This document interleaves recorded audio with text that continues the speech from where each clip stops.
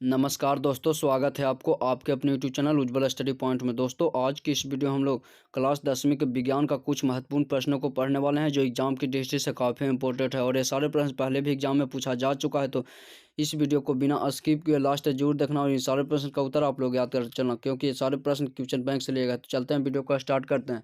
अगर वीडियो पसंद आता है तो वीडियो को लाइक कर देना और चैनल पर पहली बार जुड़े हैं तो चैनल को सब्सक्राइब करके बेल आइकन को भी प्रेस कर लेना। तो चलते हैं, वीडियो को स्टार्ट करते हो। देखिए, सबसे पहला नंबर प्रश्न है, टिंडल प्रभाव प्रकाश की कौन सी प्रघटना को प्रदर्शित करता है? टिंडल प्रभाव प्रकाश की कौन सी प्रघटना को प्रदर्शित करता है?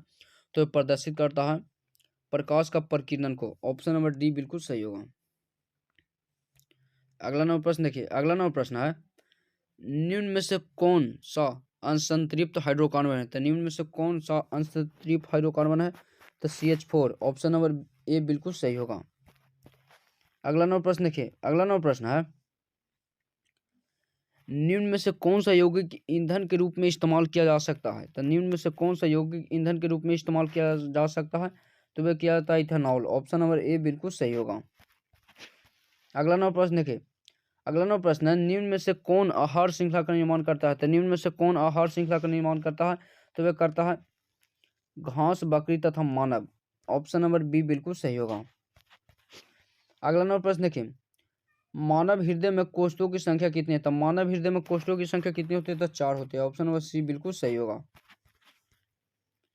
अगला नंबर प्रश्न देखिए, अगला नंबर प्रश्न है, रासायनिक अभिक्रिया के दौरान किसी पदार्थ में ऑक्सीजन का ह्रास कहलाता है? तो रासायनिक अभिक्रिया के दौरान किसी पदार्थ में ऑक्सीजन का ह्रास क्या कहलाता है? तो अपचयन कहलाता है। ऑप्शन नंबर बी बिल्कुल सही होगा।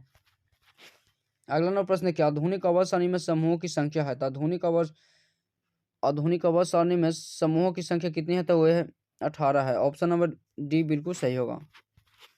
अगला नंबर प्रश्न देखिए, खाद्य पदार्थों के डिब्बे पर जिंक के बजाय टीन का लेप होता है क्योंकि टीन के अपेक्षा जिंक अधिक अभिक्रियाशील है।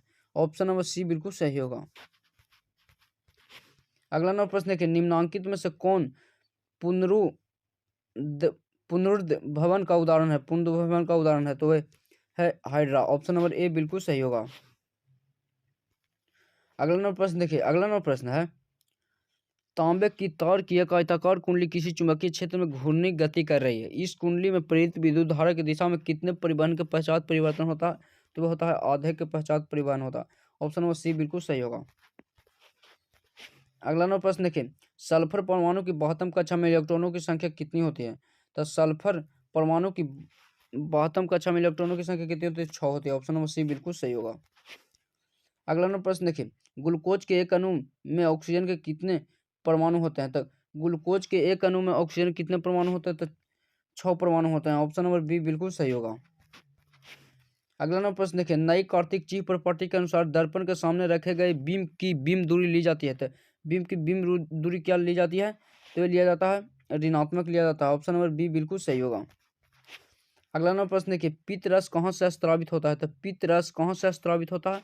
तो वह होता है यकृत से। ऑप्शन नंबर बी बिल्कुल सही होगा। अगला नंबर प्रश्न देखिए, निम्नांकित में से कौन मलेरिया परजीवी है? तो निम्नांकित में से कौन मलेरिया परजीवी है? तो प्लाज्मोडियम। ऑप्शन नंबर ए बिल्कुल सही होगा। अगला नंबर प्रश्न देखिए, एल्युमिनियम पर मोटी ऑक्साइड की परत बनाने की प्रक्रिया कहलाती है? तब एल्युमिनियम पर मोटी ऑक्साइड की परत बनाने की प्रक्रिया क्या कहलाती है? तो वह कहलाती है एनोडीकरण। ऑप्शन नंबर बी बिल्कुल सही होगा। अगला नंबर प्रश्न देखिए, समान नेत्र के लिए दूर बिंदु है? तो समान नेत्र के लिए दूर बिंदु क्या होता है? अनंत है। ऑप्शन नंबर डी बिल्कुल सही होगा। अगला नंबर प्रश्न देखिए, कौन सी गैस वैश्विक ऊष्मन के लिए उत्तरदायी है? तो कौन सी गैस वैश्विक ऊष्मन के लिए उत्तरदायी है? तो वह है carbon dioxide. Option number A बिल्कुल सही होगा। अगला नंबर प्रश्न देखिए, कौन सा अजैव निम्नीकरण कचरा है? तो कौन सा अजैव निम्नीकरण कचरा है? तो वह थर्मोकोल। ऑप्शन नंबर सी बिल्कुल सही होगा। अगला नंबर प्रश्न देखिए, निम्न में से किस लेंस की फोकस दूरी धनात्मक होती है? तो निम्न में से किस लेंस की फोकस दूरी धनात्मक होती है? तो होता है उत्तल लेंस की। ऑप्शन नंबर बी बिल्कुल सही होगा।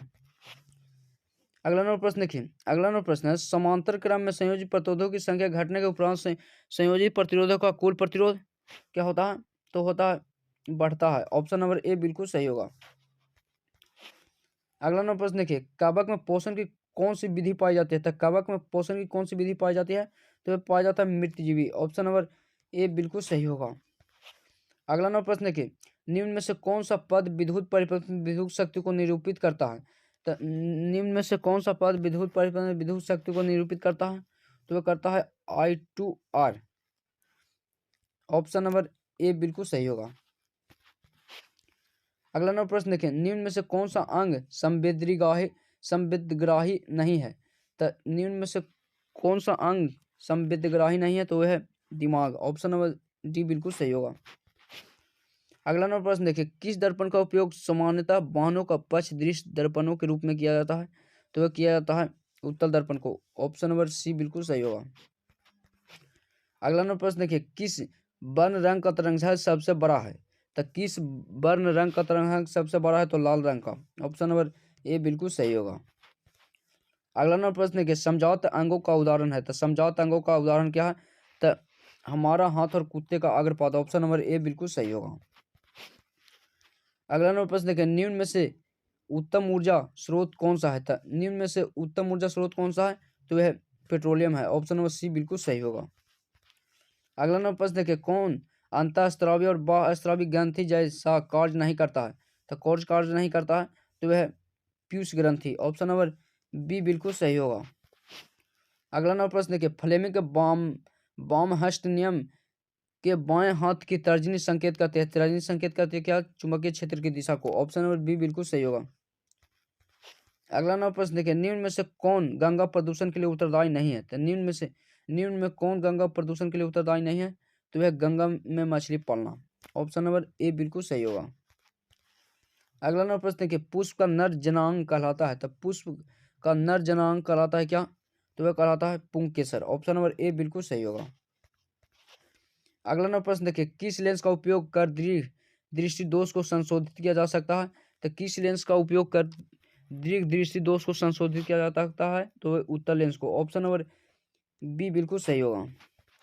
अगला नंबर प्रश्न देखिए, व्यंजक चूर्ण का रासायनिक सूत्र है। तो व्यंजक चूर्ण का रासायनिक सूत्र क्या होता है? तो CaOH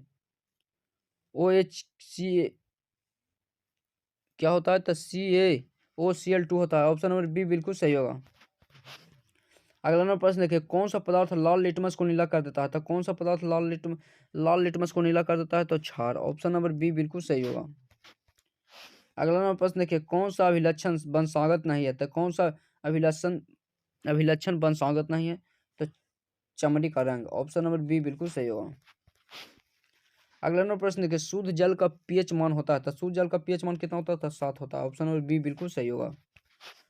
अगला नंबर प्रश्न देखिए, कौन सा कार्बन यौगिक सबसे अधिक अभिक्रियाशील है? तो कौन सा कार्बन यौगिक सबसे अधिक अभिक्रियाशील है? तो वह है C2HO4।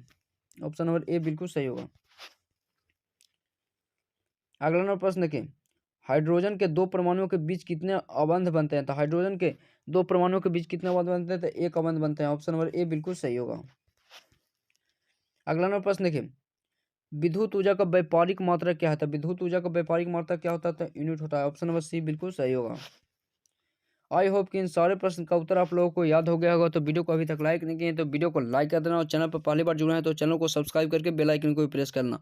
तो मिलते हैं अगले वीडियो में, जब तक के लिए जय हिंद जय भारत।